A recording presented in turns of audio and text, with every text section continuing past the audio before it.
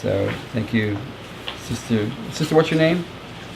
Medina. Medina. So Sister Medina, who won the lotto last week, the drawing, has now committed us to a very long surah, inshallah, which I have no problem doing.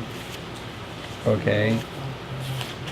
But in my tafsir, it goes from page 367 to 451.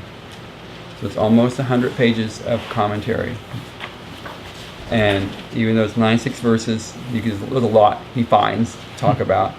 And I'm sure there could have been more. And so the handout has Quran on it, so you want to keep it. And you can fill in stuff here. Bismillah ar-Rahman ar-Rahim. And we broke it down, like in the simple. So you actually can memorize this section if you want. You can memorize it if you don't have it memorized already. So it's, so as we're going through it, you should try to memorize it by next week. It's just 10 verses, and you can use it in your prayers, for example, and your nafila prayers. And then next week we add some more to it. You can memorize that one, and by the time you have it all memorized. Good idea? That's good. Okay. Bismillah ar-Rahman ar-Rahim.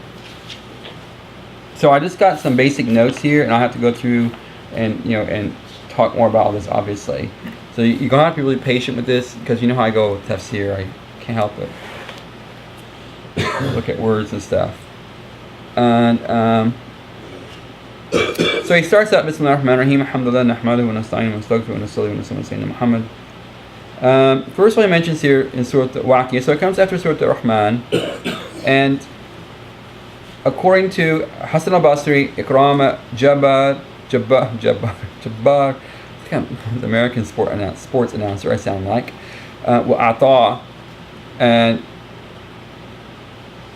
also others, Ibn Abbas and Qatada, one of his students, that this is a Meccan surah.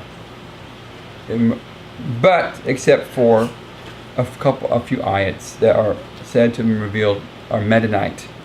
Okay, so one, according to Al-Kalbi, it's Makkiyah, it's Meccan, except for 4 ayats. 2 of them are أَفَبِهَذَا حَدِيثَ أَنْتُمْ مُدْهِنُونَ وَتَجْعَلُونَ رِزْقَكُمْ أَنَّكُمْ تُكَذِّبُونَ. That's verses 81 and 82, and that these were revealed. And the other one, and what thulatu min al-awwalin wa thulatu min al-akhirin, that's 39 and 40, were revealed when the Prophet was actually during his hijrah moment, while he was actually between Mecca and Medina, that these verses were revealed, according to Kalbi. And Hassan Basri, Ikrama, Jabbar or Jabir, and Ata, Ibn Abbas, Qatada said that the other ones, they said that verse number 82, okay, which is also overlapping Kalbi's statement, that is, وَتَجْعَلُونَ رِزْقَكُمْ أَنَّكُمْ تُكَذِّبُونَ, was actually revealed in Medina. So there's at this point of discussion there, but most of it is Meccan, and you can just read it and tell it's very Meccan. It's like it just is that way. One, very short verses, very rhyming. Has a nice rhyme scheme to it. Not so easy to give commentary to. Typical Meccan. Very boom, boom, boom, boom, boom, boom, boom. Laying out things out. It's like Bani Hana Surah. Cut out, and laid out on the table for you to, in a powerful way. And of course the topic is real serious. It's it's a topic about, it's the beginning of it, at least it's very eschatological. It's wrapping it all up. And we'll talk later, but not today, about the fada'il. It's obviously one of those. Sorry, my feet are stretched out, but they're cramping up on me, so excuse me for that. As a one which is recommended when read, particularly after Maghrib each day. But we'll talk more a little bit later about issues of the fada'il of Surah al Waqia, okay? Because I just want to stick to looking at the verses today. So in my tafsir that I have in front of me, then it's the first 3 verses. He begins, Bismillah ar-Rahman ar-Rahim. Qawluhu ta'ala, the statement of God Most High, إِذَا وَقَعَتِ الْوَاقِعَةُ لَيْسَ لِوَقْعَتِهَا كَاذِبَةٌ خَافِضَةٌ رَافِعَةٌ. So listen. So I have here then, the first thing he talks about is the word إِذَا. So إِذَا has different meanings in Arabic, and he gets into a rather lengthy discussion on إِذَا here. And in order to really understand this now, you're going to have to follow along, because some of it is just grammar, and some of it is you have to tie to other verses that will come later. And so that's the nature of, which is not uncommon when you read tafsir of Meccan verses, is what seems like the translation is quite straightforward. When the event befalls, that seems rather straightforward. But what does when here mean? إِذَا. And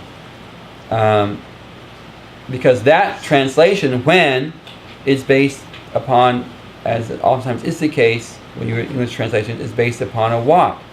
An interpretation or a meaning understood of possible meanings, like the hadith. Shart meaning what? Half. But we saw clearly, shart doesn't necessarily have to mean half. So that's one of our problems when you read translation of Quran, is you are at the whim of the translator. And if you don't have Arabic language skills, or read Arabic, or you get a tafsir in English or Urdu, whatever language you're speaking, which actually goes through the details of breaking the words down, then you can see that there are other possible ways of understanding it, not just the way Yusuf Ali or whoever translated it and you're reading it. Okay? Well, that's what I want to make sure that we sort of have that in mind when we're looking at this, inshallah.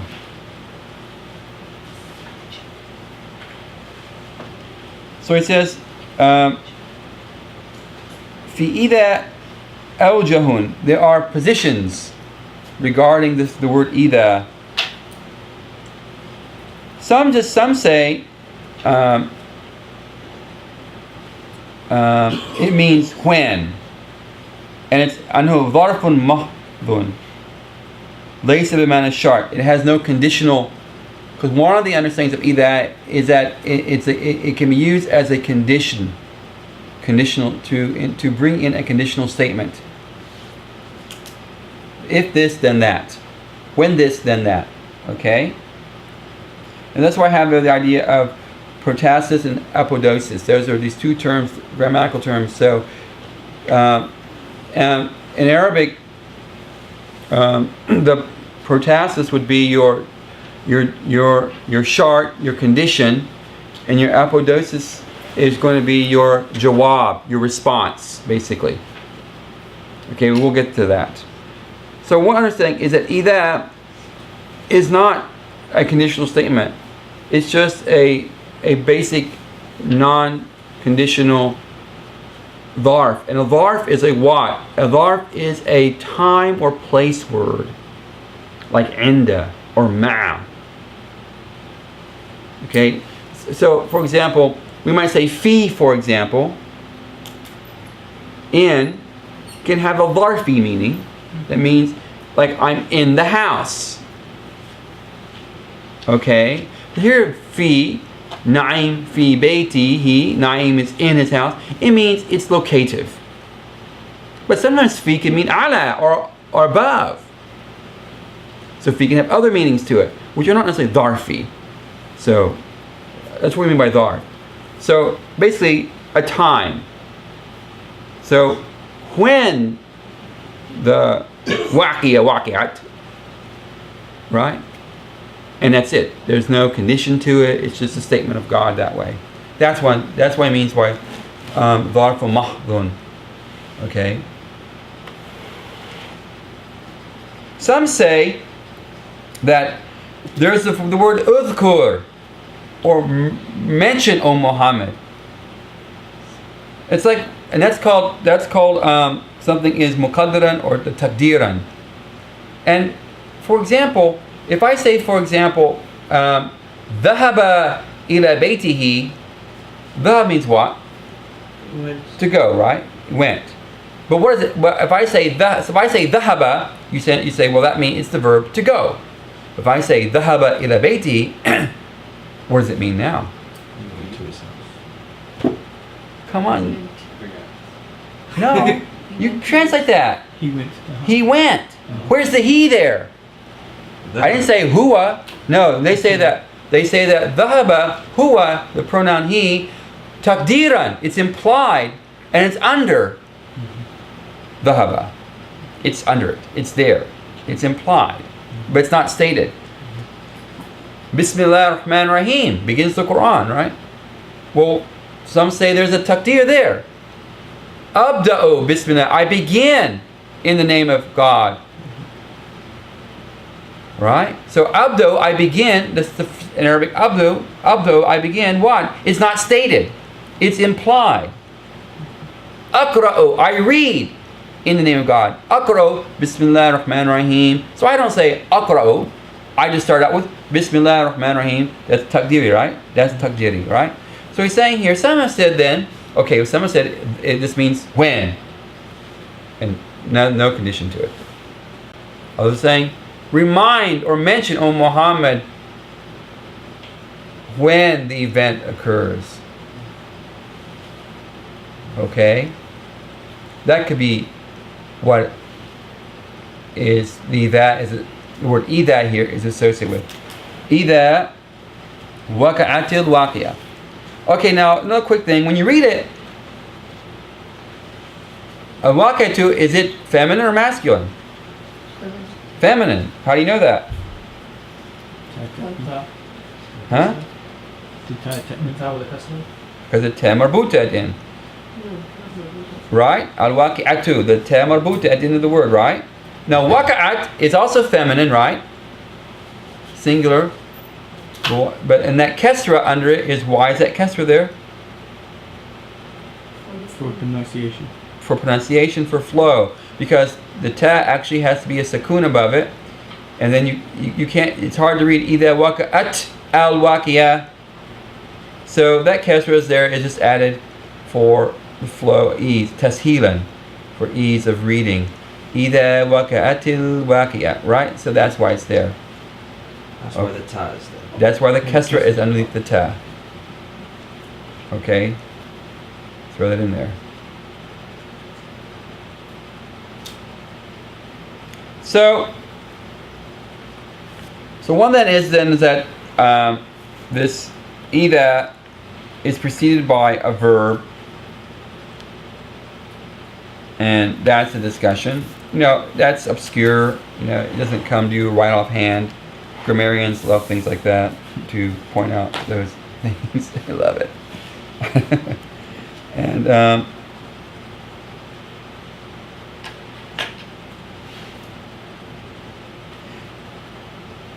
some have said that it's a dharf. It goes back to the idea of this time word, but it's not a dharf which is just there, beginning, but it actually has, you know, a relationship with laysa liwaq'atiha kadhiba. So the dharf idha is associated with the next ayat, laysa liwaq'atiha kadhiba. It's a rather obscure one. I.e., meaning when it occurs, lam takdhab. You know, it cannot be denied. When it occurs, idha waqa'at. When it occurs, it can't be denied. So it's not just floating there by itself without any relationship at all, but it's actually associated with the word laysa in verse number, the second verse. That's a more obscure one, and I don't want to dwell on that too much. The third one, which is number B here, is the conditional. It acts as a condition.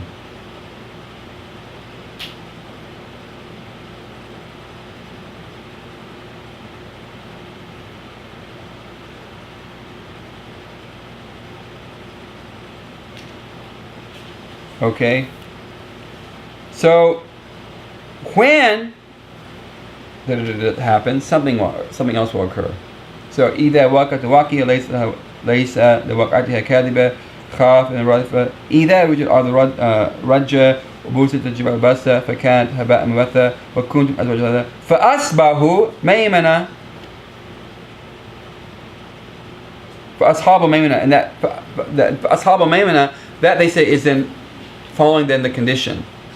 Everything else up is preceding it, precedes the result. Because then what happens is that then these three groups then are going to occur. So for أصحاب ميمنة, ما أصحاب ميمنة, and so those three groups occur, right? So they are the result of the condition. إذا وقعت الواقعة. When this event occurs, what's going to happen? Three groups will be manifested of people. So that is one understanding of it as a conditional statement.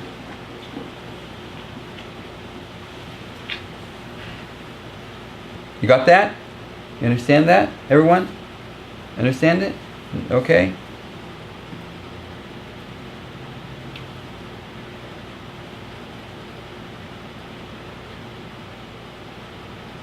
So let's take a quick look here. So you're reading that then.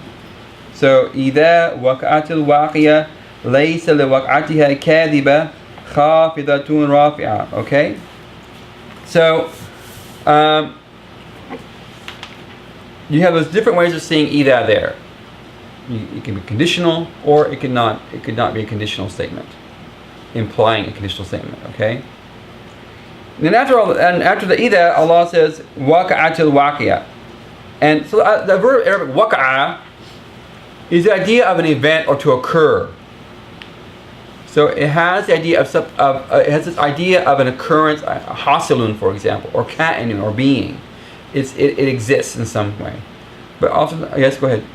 If it's not conditional, then what does the fa do? Oh, we'll get there. Okay. Because the fa has, ouch, different usages also. Okay? So, إذا وقعت الواقعة. So, when al-waqia waqa'at. So this event occurs. Now, because waqa'a doesn't really, when the event befalls, and we should, it takes place or occurs. Is how you can understand the word waqa'a here.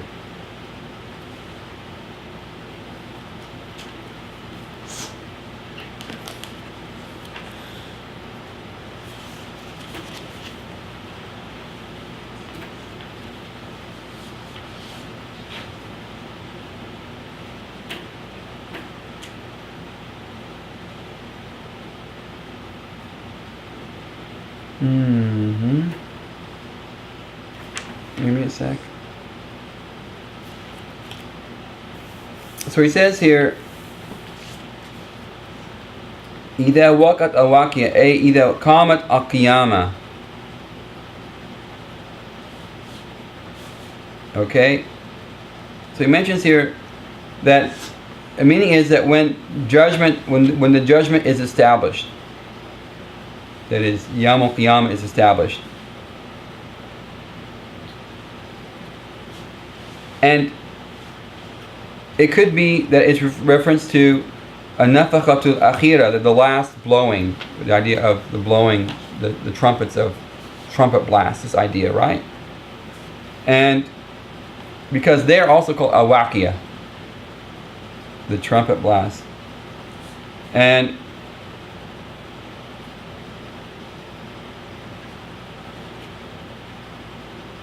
it has the meaning of an event. Why is it called an event? Because the event implies linguistically that it's something tak an qurbin, that is, it's something which occurs in near, that is when the time is near. So one understanding, this is as I get into the tafsir, is that Waqia here is associated with an event that is occurring in near time. It's not a distant event. So when you speak of a waqia, an event in this language, in Arabs, you're speaking of something which occurred relatively recent or is to occur recent in near time. So the idea is, that is that in that language, then usually the language of a waqia, that what's happening is that this event is near. Muhammad's last prophet, and the coming of Yawm al-Qiyamah is, in the scheme of things, relatively close to you. So that's something you want to keep in mind. Inshallah. Go ahead. What just said that last statement, I don't think I've ever heard it put that way. What? Because as long as there were more prophets coming, it was relatively not near. But the significance of the last prophet and its nearness, that correlation, Yeah, well, that's, I don't know if people think about it that way. he starts saying, my coming, Yawm al-Qiyamah are like this. That's pretty close. Skin on skin. In the what? That was my And and if you sort of think about it,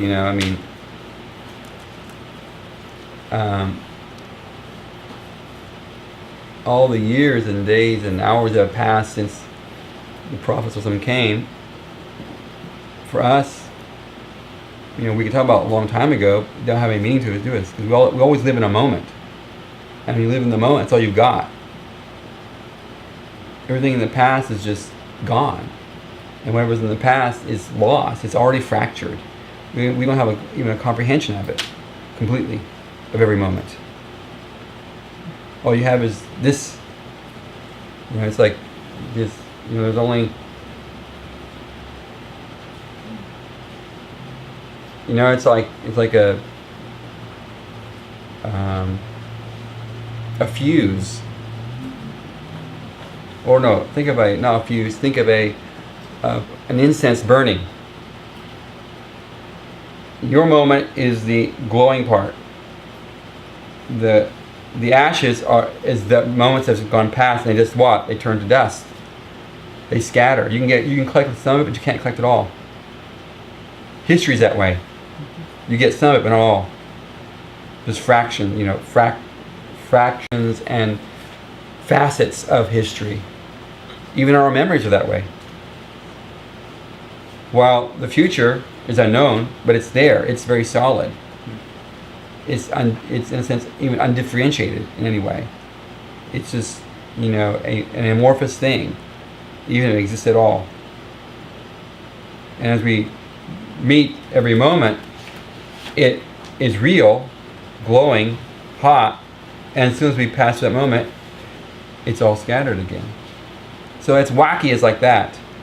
It's very close. Because if it's hasil occurring, from our perspective, it's not occurred yet. But in a bigger scheme of things, it's already occurred.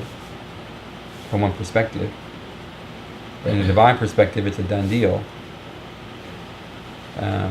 You are sending you're creating your qiyamah right now. You're in the process of making the event concurrent. Go ahead. Could you clarify something for me? I know many times you talked about the significance of the Maghrib prayer and Ibadah after Maghrib, between Maghrib and Isha, but I remember hearing that the Asr time has a great significance, because if I'm not mistaken, when Yawm al-Qiyamah comes, it will be like the time, it will be very similar to Asr, or it will be reminiscent of the Asr time. Could you clarify that for me? Well, there are hadith that talk about the Ummah, Muslim communities being split up into different groups. So the Jews are from Sabah until Dhuhr, so Asr is the period of Christianity, and from Asr to Maghrib is the period of Islam. And after you pray Asr, there's no more prayers afterwards. And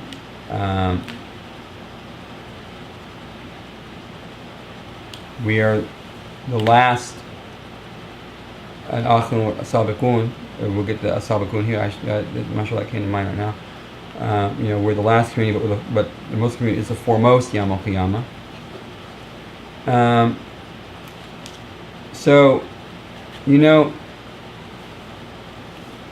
the Prophet after Asr, when you pray Asr, for example, you don't do any prayers after that.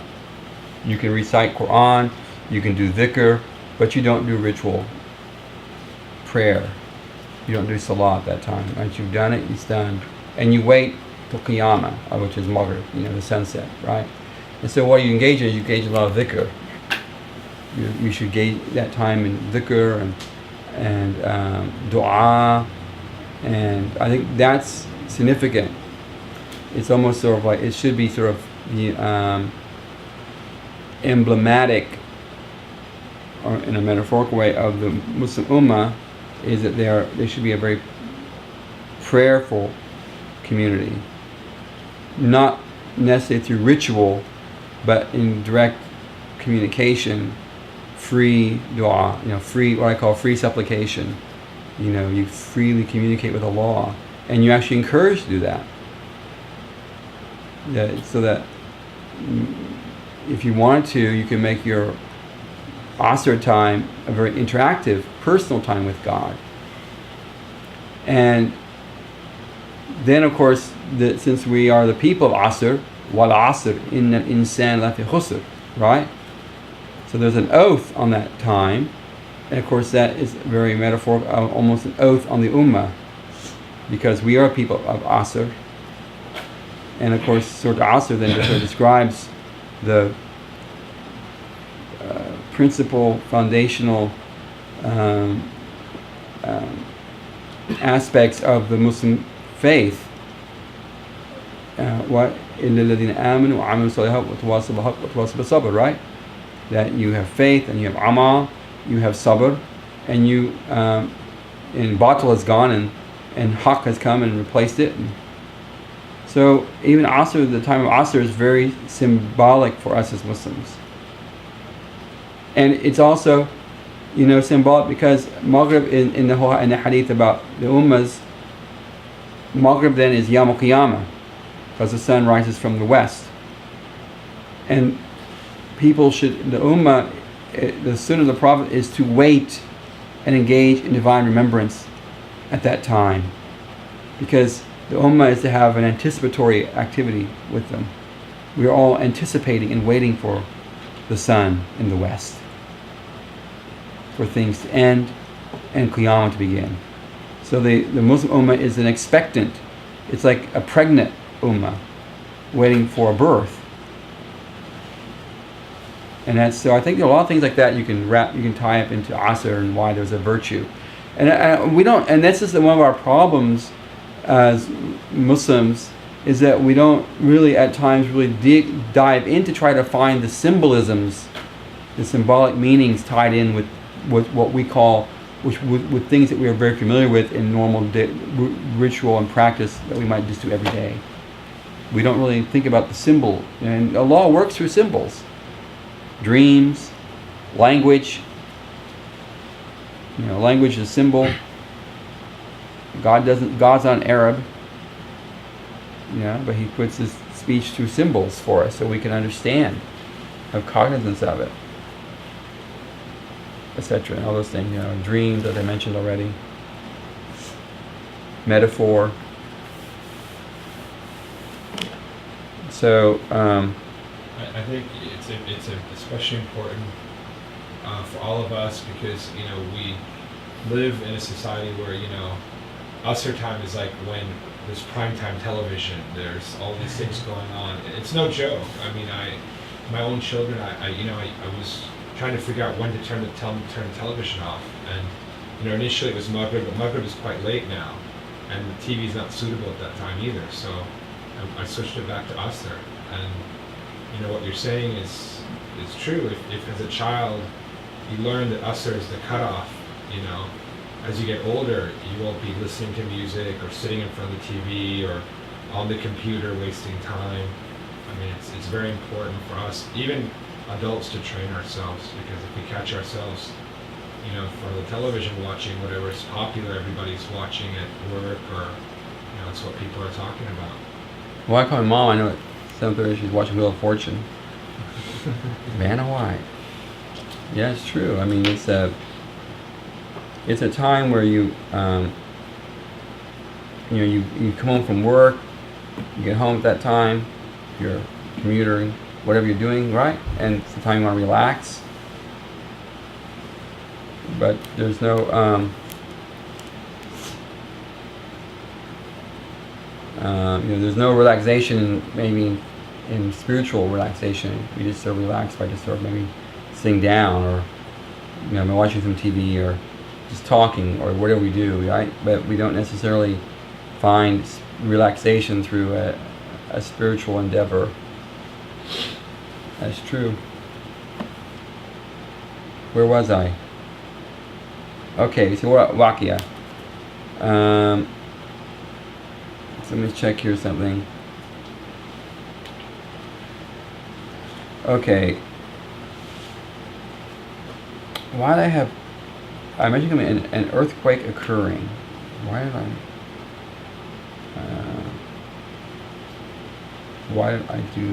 put that there for a reason? I should have put a note there.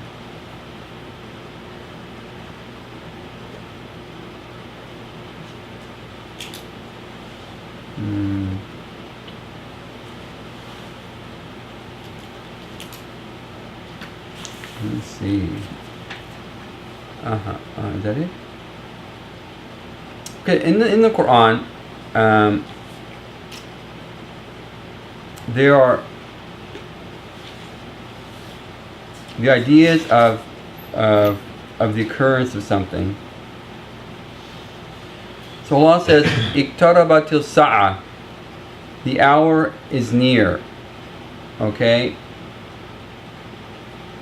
So Allah says, "Waqatil Waqia," it's like the statement in the Quran, "Iqtarabatis sa'atu." So that these two, so that's in Surah al Qamar, verse number 1, right? And so it could be that either Waqatil Waqia is actually this idea of the hour itself. So this is a proof for, because of this that al-Waqia is Yawm al-Qiyamah, because it's Iqtarabat al-Sa'a is mentioned here. And Allah Ta'ala says in Surah An-Nahl, "Ata amrullah," the command or the affair of God has come. And that means, and what it means that it's near. It's like when the Arab says "Ja'a sawm," it means that it's like fasting has come. That means it's gotten near to it. Its time is upon us. So the idea here is then that that the idea of Iqtarabat as-sa'a or idha waqat al-waqiya are ways of Allah informing us that the event of the Qiyamah is close by. It's not a distant event. It's not way down the road. Don't worry about it. It's near, and therefore, that means you're getting ready for it. This is the gist of it.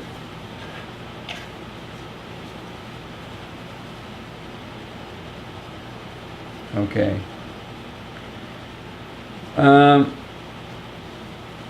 Then he says, "Laysa liwaqatiha kadhiba." The translation is, there is no one denying that it will befall. Okay. So there are so the kadhiba here is an ism file. It's an active participle. Okay. This is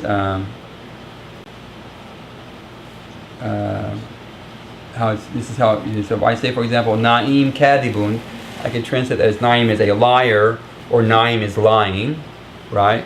If I was to say to Aisha tu kadhibatun, that means that I translated first, I would say that she is lying or she is a liar. Okay? That's if it's acting as an active participle, which is what this word is, kadhiba here, and as a form.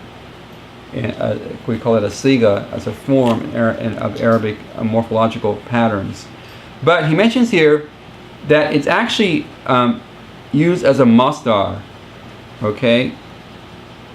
So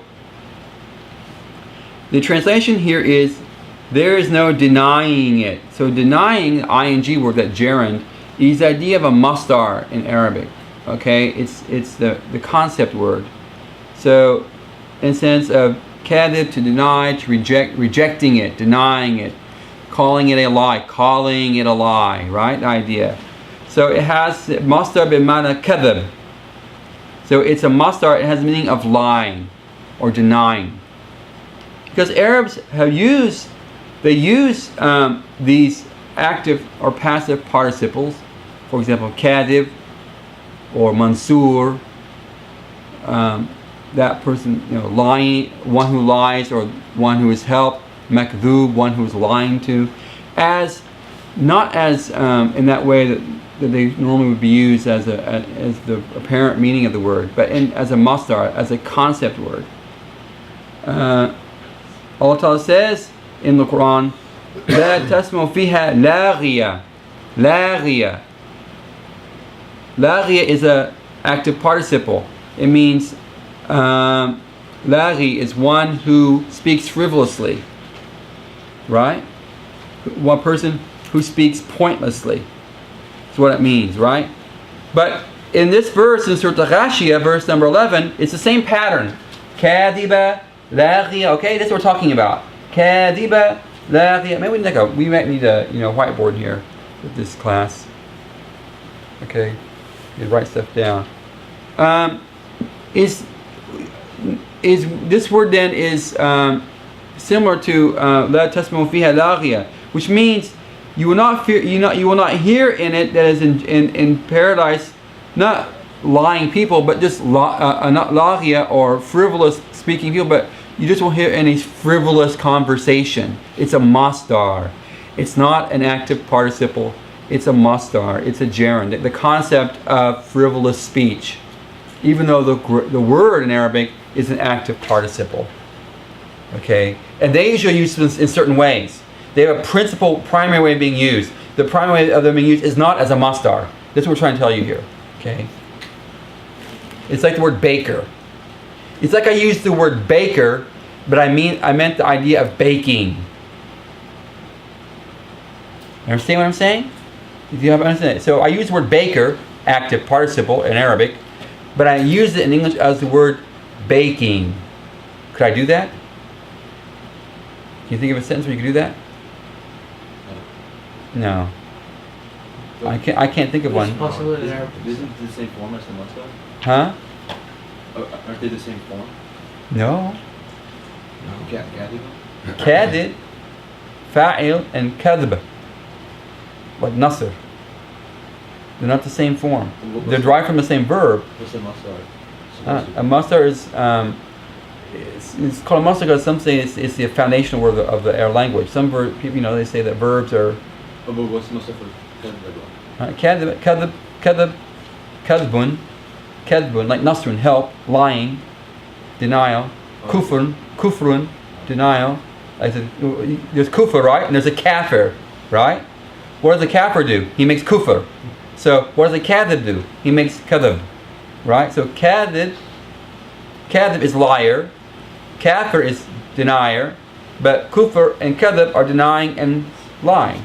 Understand? Like baker is not the same as baking. Got it? So this is form 1, not 2? Yes. That was 2. No. It's the normal one. But it doesn't mean that here. That's what they're saying. I want you to understand that, okay?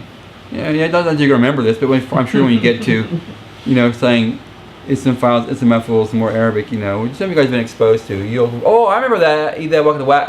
Waqia, because Waqia is also one, you see. Huh? And here it just means the idea of an event, not necessarily acting something out. Okay, there wasn't a discussion on that. So the translation is there's no denying that it will befall. That is, laysa liwaq'atiha. So laysa here is a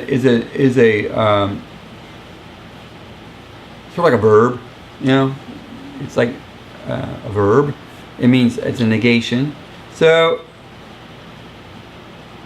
Kadhiba here then is what? Kadhibatun.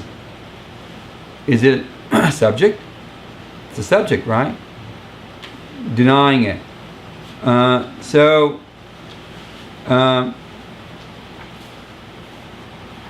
Denying is not possible for its occurrence. Denying, this is not Naeem's looking at this grammatically. Laysa li waq'atiha kadhiba. Denying kadhiba, laysa is not li waq'atiha that it's going to occur. There's no denying it's going to occur. See how it is? Kadhibatun, denying it, laysa is not li waq'atiha possible in its occurrence. Li waq'atiha, its occurrence. That's what Allah is saying here. It's sort of a complicated sentence. Okay? It's a complicated sentence. It's not one that you quickly pick up. Sheikh, you might have mentioned this, but why is there a ta'am marbuta on Waqia and Kadhiba? Okay.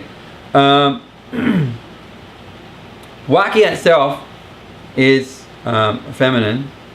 Okay? And then Kadhibatun could be a descriptive of Waqia here, so it has to agree with it.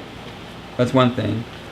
Another thing has to go with the idea of how you can change, adding ta'am marbuta to change an active participle to a word in a masdari meaning, or giving a general more general meaning in Arabic. So it's not that. Ooh, we need to don't go down that one. But the first one is because waqia is feminine. Okay, and we'll leave it with that. So Allah is saying here, when this event occurs, that is the judgment, denying of this event cannot take place. Right? When can it be denied? Well, it can either be denied when it's happening. Wait, it's happening.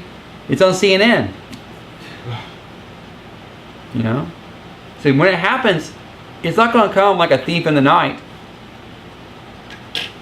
All the portents are playing out.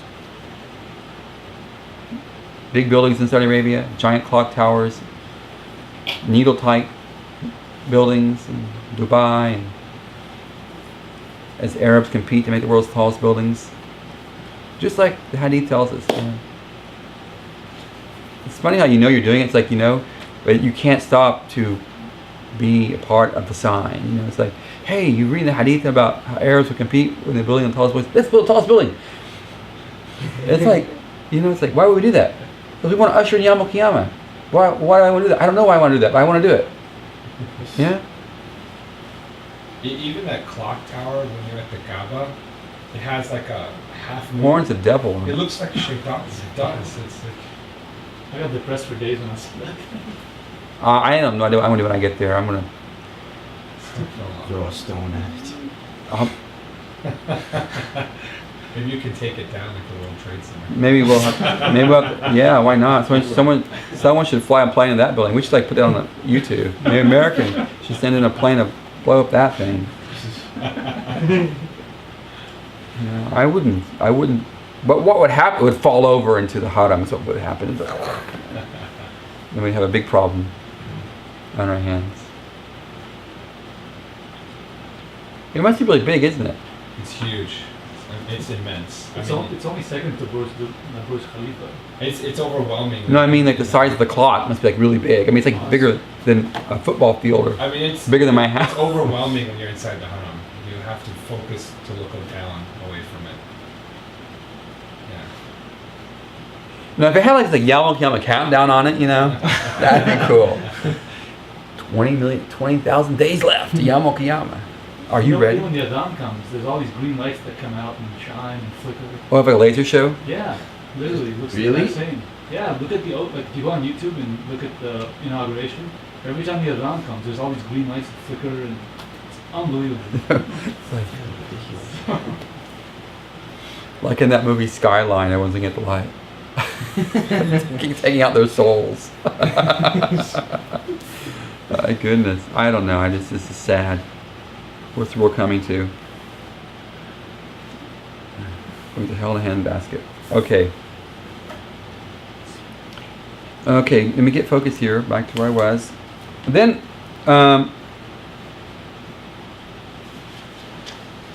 so Hassan and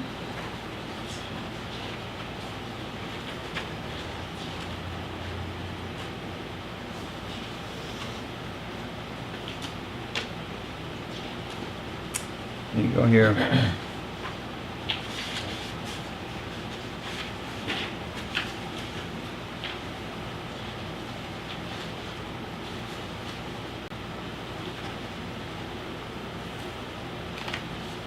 وقال عمت عائذا بلا أي معاذ بلا وقوم قائما أي قوم قياما.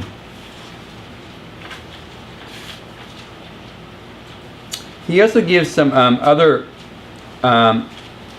examples in Arabic where this idea of like kadhiba here means the word kadhab means lying. It doesn't mean one who lies.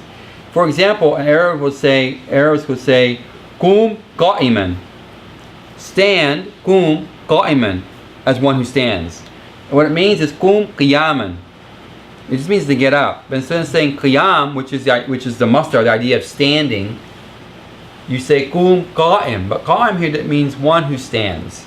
The act one engages in standing, right? Or you say in Arabic a'idhan billah. A'idhan billah is the same as saying ma'ad Allah. Ma'ad means refuge. Like a'udhu billah. So we say ma'ad Allah. It's like saying, God forbid, God protect, right? But you can also say a'idhan billah. And a'idh is the active participle of adha ya'udhu. So you can use this form to mean not to act. It's a form of the active participle which isn't used to the meaning of an active participle. Okay? It exists in Arabic, so this is what you understand. So the denial of this event is not possible. Denial.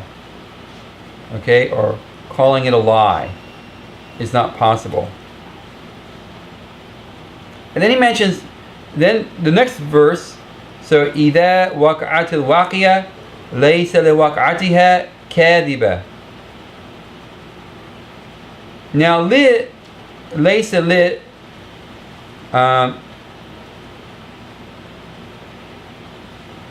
oftentimes laysa can be used with prepositions.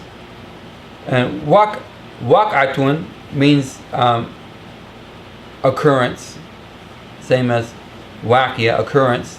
So the waq'atiha, not denying of its or to its occurrence. What's it? The waqia. Its occurrence. Ha, it, waqia, it's feminine, it. So there is no denying its occurrence. Khafidatun rafia. And then there are two descriptions of this waqia. Well, what happens? Right? So it's khafid and rafia. And there's a reason I put earthquake occurring there, and I have put there for a reason. I'll have to find it. Next week I'll go back and check. There's a reason I put that there. I think it's because I mentioned here about iqtarabat as-sa'a. That's the reason I put that there, I think.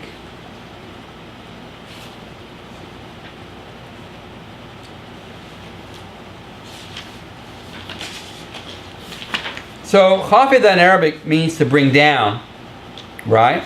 To bring down, khafid. And rafa'a means to raise up. We use these words also in grammar. Right? Raf is with what? Dhamma, right? It's above. And khaf is for kasra. And it is what? Below. So raf is above and khaf is below. Dhamma, kasra. Okay? And we say the verb, fi kitabin, and kitab is mahfudin, that means it takes kasra, mahfud, because the signs are below the word, right? So that's what it means here, okay? So Allah is saying here, this event, which can't be denied, when it occurs, it debases and it raises up. This event, khafidatun, brings down. Rafi'atun, raises up. And then you can see where that's headed. Well, who's getting brought down and who's getting raised up? And that's the big discussion. So back to that. So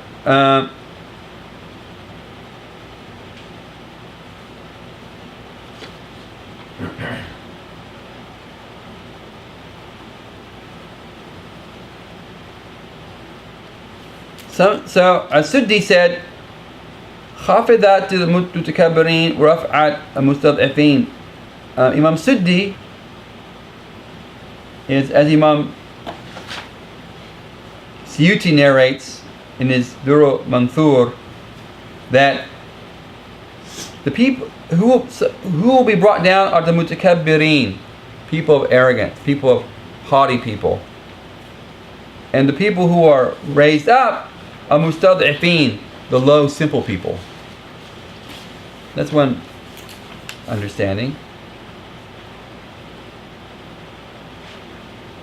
Qatada said that the ones who have brought, some people will be brought down into the punishment of God, yani khafidat aqwaman fi adhabillah, they'll be brought down into, like literally taken down to punishment.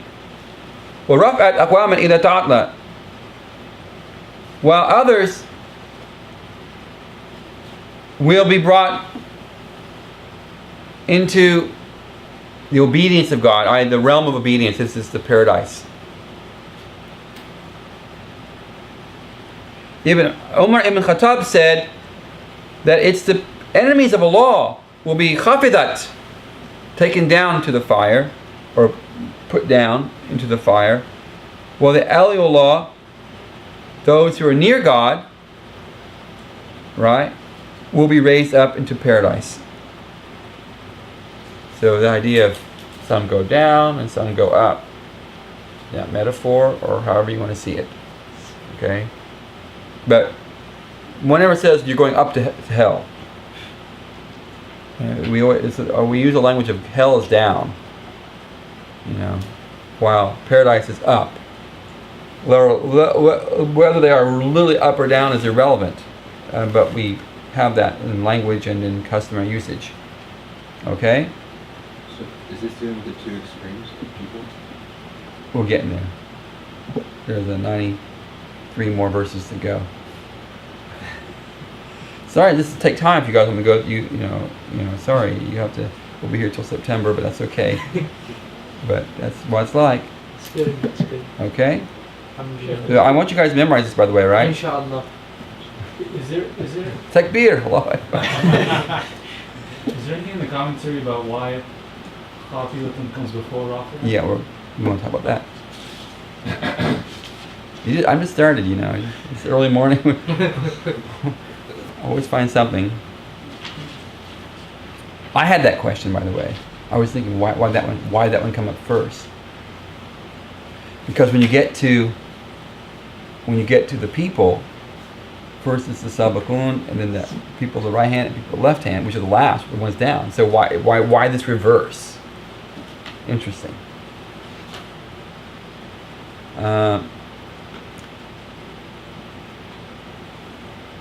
So obviously, first of all, Allah is Al-Rafi, and Allah is Al-Khafid. These are two names of Allah. Allah is the one who raises up, and Allah is the debaser, Khafid.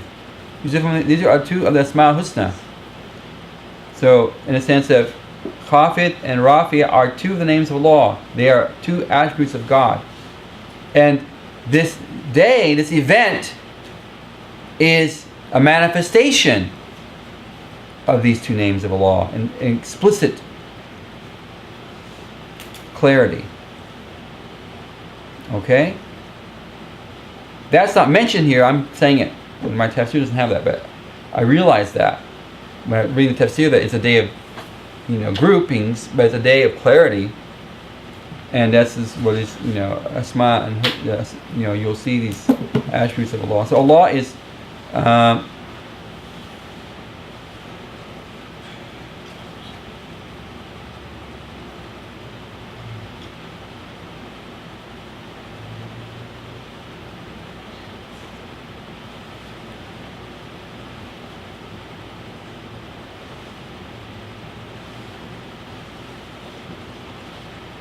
and Arabs use this idea of associating a word in a time and place where there's not necessarily a clear relationship. You can just immediately pick up. For example, Laylun qa'imun wa naharun sa'imun. Night, standing night and fasting day. What means what? It means to stand in prayer at night and to fast during the day. But the relationship is that it's just a time word with an active participle. So al Waqia, which is an event, is associated with raising up and bringing down. I.e., understand this. So it's like, it's a way. It's a good way. It's a short way to say something. Waqia al Waqiatu khafidatun rafi'atun. The event raises up and brings down. Just as the day is for fasting and the night is for standing, Laylun qa'imun wa naharun sa'imun. So this event, al-waqia, is raising up and bringing down. Or bringing down, raising up. Because that's what it does. That's what will be happening at that time. So you fast during the day and you stand in prayer in the night. So you will be raised up and brought down. But that's a little bit. But he mentions here that for some Arabs, some scholars didn't agree with that because you can't have where the one thing can do both things at the same time. But this day can. You can't just. You don't have a yawm, a nahar, sa'imun, qa'imun, and you don't have the night as laylun, qa'imun, sa'imun. You don't have the night as standing and fasting, right? The night is either standing and the day is fasting. That's the general usage when you use this phraseology in Arabic. But in this here, it's not that way, because this day is where two things are brought together. It's not just it's an event which does two things: raises up and brings down. I just do that as in case there's a discussion about how Arabs, wouldn't have used two activities for one event, time word or place word that way. But Allah Ta'ala says in the Quran, Surah al verse 33, Bal makru layli wa nahar. And it's in context of their makr, and you have to read in the context of the previous ayats, okay? But these people, and what's makr? The idea of plotting. So they plot layla wa nahar, plotting night and day. So here plotting is associated with two different times, night and day. So this is a proof that you can actually use it this way.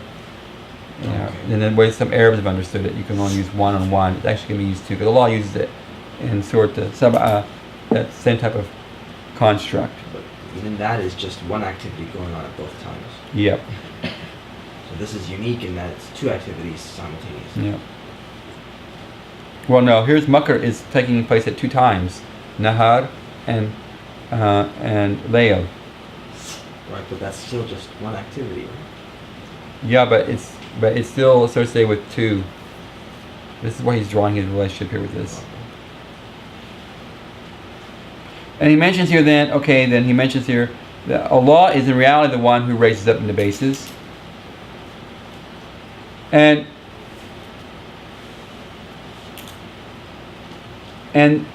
the lamb, laysa li, the lamb here, he mentions here, is the lamb of ta'alil. What does that mean? Remember what ta'alil means? Explanation. Yeah, explains or is the reason. Right? La takdibu nafsun bidhalika yawm لشدة وقعتها.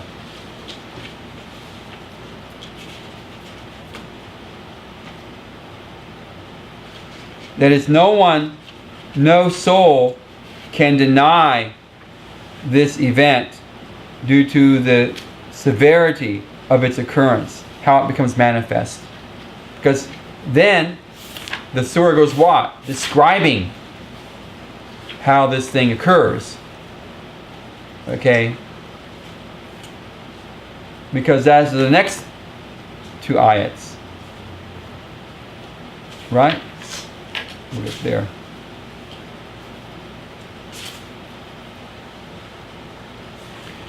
So Allah Ta'ala says, إِذَا وَقَعَتِ الْوَقِيَةُ لَيْسَ لِوَقْعَتِهَا كَاذِبَةٌ خَافِضَةٌ رَافِعَةٌ إِذَا رُجَّتِ الْأَرْضُ رَجًّا. So, the suddenness and the shiddah of the event, what is then this shiddah? Okay? What is the shiddah here? Because I mentioned here, he said here that the lam, li waq'atiha, li, because of, or due to, That's the lamb of ta'lil. that's lam of ta'alil, illa, reason, right? Because it's an event which is a la takdhibu nafsun fi dhalika yawma li shiddati waq'atiha. Okay, it cannot be denied because of the fact it's such an overwhelming event. Okay?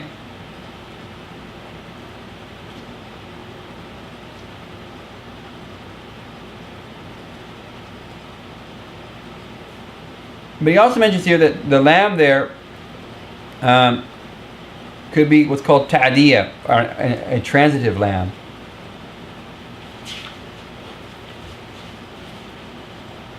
Okay, meaning when the event occurs, إذا وقعت الواقعة ليس لوقعتها أمور يوجد لها كذب يكذب إذا أخبر عنه. That when this event occurs, that if events will become manifest, so that no one could deny it when he's informed of it.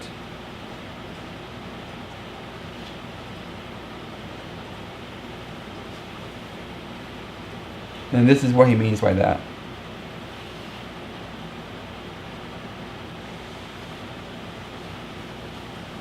So to reiterate that, he's basically saying here that when Allah is saying it this way, that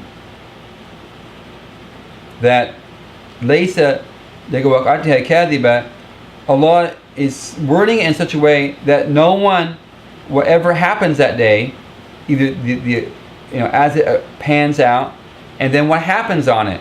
That is, it's not just that you can't deny the event's occurrence because it's happening all around you. You're not going to be able to deny the things that are brought forth that you have to confront. These two meanings are implicit, can be understood in the language of the text. So one is the discussion of you can't deny the event when it happens. Manifest, bam, it's happening, there you go. The second one is when the scrolls are brought out and you're confronted with your judgment, there's no way you can lie out of it. Basically, say it like that. You can't get out of it. Okay? And then Allah Ta'ala says, إِذَا رُجَتِ الْأَرْضُ رَجًّا وَبُوسَتِ الْجِبَالُ بَسًّا. And so, the إِذَا here is either one, it's in a positive. So let's go back to the original verse, right?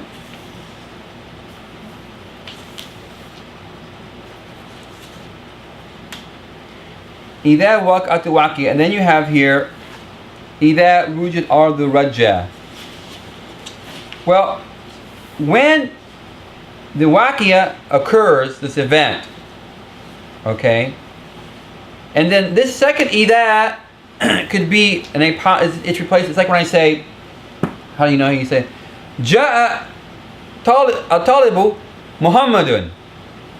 So I say, the student came, then I say Muhammad. So is the student clear there? The student, no. But then I use what?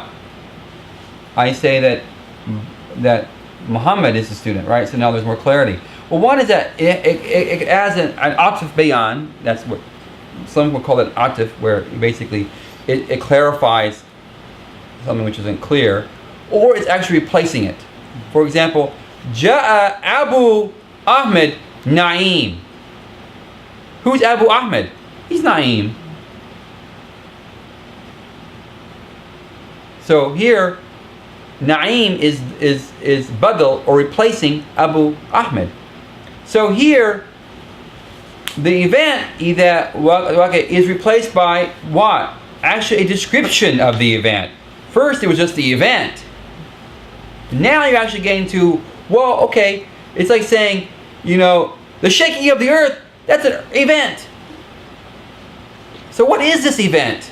Al Waqia. It's either Ruja or the Raja. Yeah. It's when the earth is shaking. That's the event. So these verses are elaborating on that. It could either be that is the event, or it's explaining to us what the event is now. Actually, it is the event, which is shaking. It's the idea of the mountains and the earth shaking and spreading out, which we'll get to. Or it's explaining to us. It's giving us the actual description of what that word waqia actually means. like I said, Ja'a Talib. That's Muhammadun. That's explaining it. Or the other one is Sinna. It's the same word. Abu Muhammad is Naeem. The same thing. So two different ways. And whenever the scholars, grammarians get into badal and ataf bayan, there's always a tit for tat because it's like a lot of crossover. Like where does one begin, the other end? It's not always clear. So that's just normal. I was reading, some of Tafsir, and it's like there are like 5 or 6 different grammar ways it can be read. It's like, so you pick the one you want. Either way is fine, and if you might be familiar with one, but not familiar with the other 4. So that's just how it goes. So I don't want to bog you all down with this, but I think this way hopefully we're getting out some meaning here. What's happening here. So Allah now is clarifying to us this waqia, this event, which can't be denied. Well, obviously you can't deny it because what's happening? This is at one level of non-denial. إِذَا رُجَتِ الْأَرْضُ رَجَّ. So Allah mentions here. Okay, well, our world, the land, is a feminine noun, right? So, rujat is also feminine. Okay, don't have a problem with that. Right? Jibal is what? Jabal is masculine, but Jibal is what? Plural. But plurals take feminine singulars. So there you go. So it's busat. Okay, we'll get there. So the first is Raja. So Raja means the idea of, and there are different mentionings of what this word means. Raja. Ruja. Now actually, Ruja is active or passive? Passive. It's passive. So when the earth is Ruja, so it's being done to it. Who's doing it? Allah. Al-Qahar. Right? Allah SWT is causing this event. إِذَا رُجَت. When the earth is rujat, and it has different meanings. I gave you shaking, tumbling, waving, tossing, all those meanings. The language of rocking a baby back and forth in a crib. That's the idea of Raja. Waves. Up and down of waves. That is Raja in Arabic. This verb has that meaning. So, so the principal reading is zilzala, the idea of an earthquake. Right? But that's interesting, because a 10-point, what is a a 9.3 is a big earthquake, right? But a 10 means what? It's maxed out. But what does that mean? How would you perceive a 10-point earthquake? You know? Theoretically, how it would be? Earth isn't, it's wave energy, right? Yeah. A 10-point earthquake, theoretically, is when the ground actually is waving like that. The wave pattern actually manifests itself in the crust of the earth. So, Yeah, you didn't know that, did you? Yeah, it's interesting. So perhaps this is an allusion to a really major earthquake. I mean, like we're talking like something like massive. You know, when I was in Turkey, at the earthquake in Turkey, and the land, well, it was liquefaction, but it was cool. But behind the house, where my wife was at that night, when we were there, I went to the other house that went to the ocean. I went behind that one, and the land up there, like this little piece of the land was rippled, like that, literally rippled. And that was due to liquefaction of the soil. The soil became liquefied and it rippled, and then it solidified back. It stopped. The liquefaction stopped, and the wave effect is in the soil. It was amazing. Do you know what the scale is? Huh? The rating? Yeah, it was like a 7.6 only, but that's not this kind of rippling. That's called liquefaction. But rocks get bent. I mean, through pressures on the ground. You see that's normal because all rocks have fluidity to them and viscosity. It's just that it's so slow we don't perceive it. This is perceptive. The power of a 10.0 earthquake is this wave effect, is manifest literally. The ground is doing this. And that's really a description of Yawm al-Qiyamah. The earth, rujja, God causes the ground to literally be waving, like you're shaking a cloth, like that, and wave effects. Not just shaking. You see it that way. So, I mean, in a sense, it's an amazing thing. This idea of the Yawm al-Qiyamah earthquake is almost a very precise description of God, of an event. If it was just zilzala, earthquake, it could be shaking and tremble, That's it, nothing. It could be a 5.0, a 3.7, right? That's zilzala. But this is different. This is something that's so powerful. It's like seeing waves on the ocean waves. It's the land that's waving.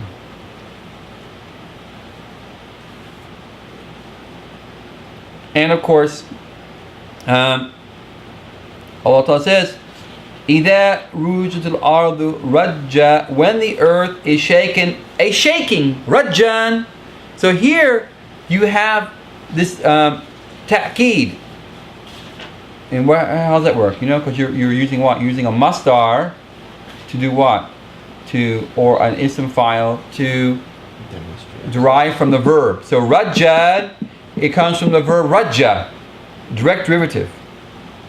So it's a completely, it's a maf'ul mutlaq. It's the absolute complete maf'ul, because what it is, it's derived from the word, so it's a way of emphasizing. It's a very serious event, this shaking of the earth.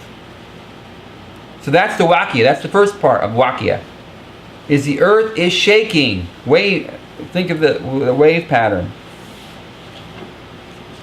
So he gives all these different ideas, of tajja and rajraja, and the idea, it means iftirab, and basically all these words in Arabic mean a very violent shaking or waving action is what this word means. So keep that in mind.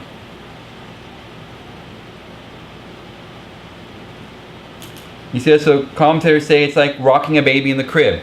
That meaning he mentions here. Okay? And Ibn Abbas said, Rajja harakatu shadida yasma'u laha. It's such a sound, it's such a shaking or movement that it makes sounds. You can hear it. Okay? So it's not just like it's just a shaking, it's non-perceptible. It's got sound to it at the same time. So it's, you know, what's that sound that kind of when a movie comes on, it's like that, like, what is that? Dolby Digital. Dolby Digital. It's like Dolby Digital event. Thank you. Is it Dolby, right? The THX thing. Yeah. Yeah. That's Yawm Qiyamah, but magnified. Wow, you're laughing. You're like, inshallah, I'll be okay. We'll be under your shade, inshallah. Huh? We'll be under your I'm shade. gonna be running from you. Get away from me. It's like people in the sea in the life vests. Get away, get away. I'm not drowning. You're not bringing me down. But what if? What's that? I would ask one more question. What if one's ship is running? Do we go the other way, or do we obey him and go the opposite? Okay. And next one, Wabusa to Jibalu Basa. So Jibal is the plural of Jabal, mountain, right? And the first thing he talks about this. So how's it translated there?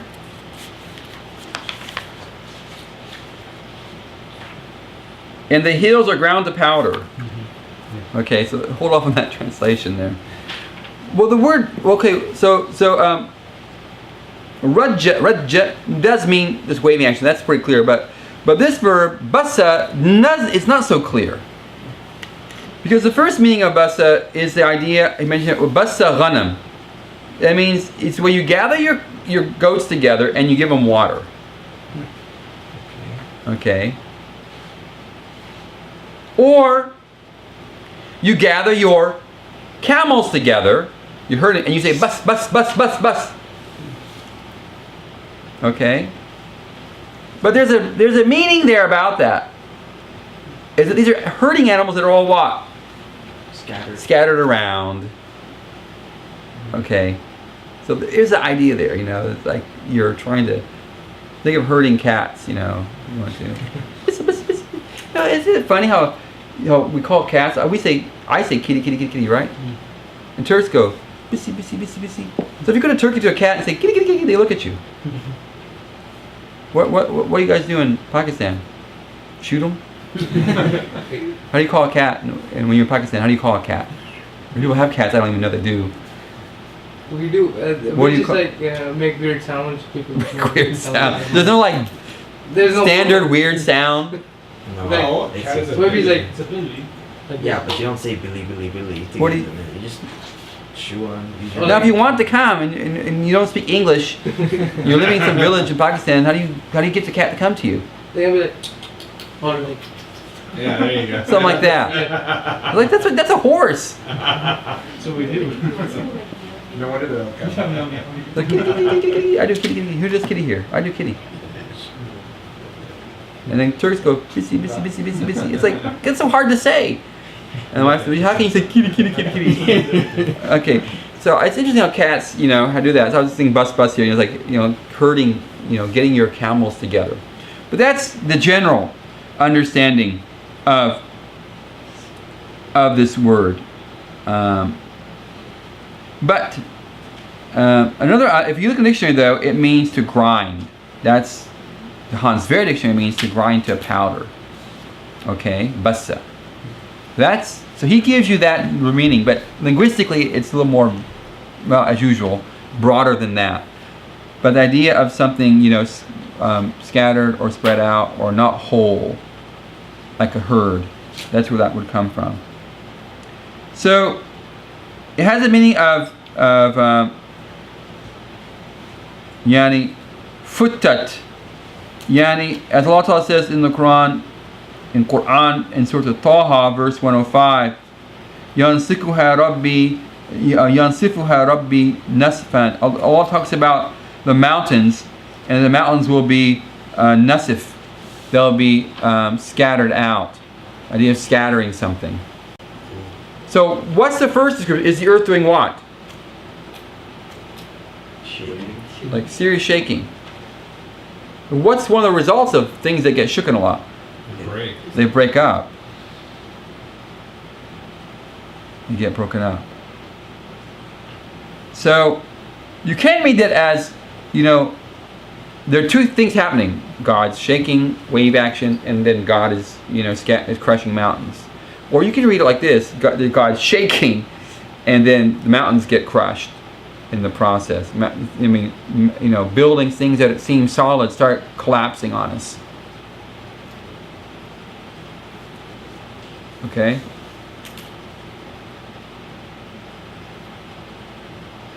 So, just the imagery so far is this waqia, this occurrence is very destructive. That's the first thing you take away from it. The first thing is why? You can't deny it. When it happens, you won't be denying it. And when you get on that day when it happens, after you're standing there before God, what's going to happen? You can't deny anything. So, it's truth manifest.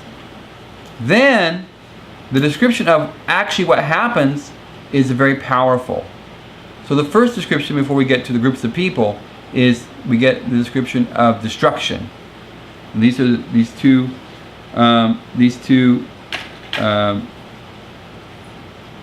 statements of destruction.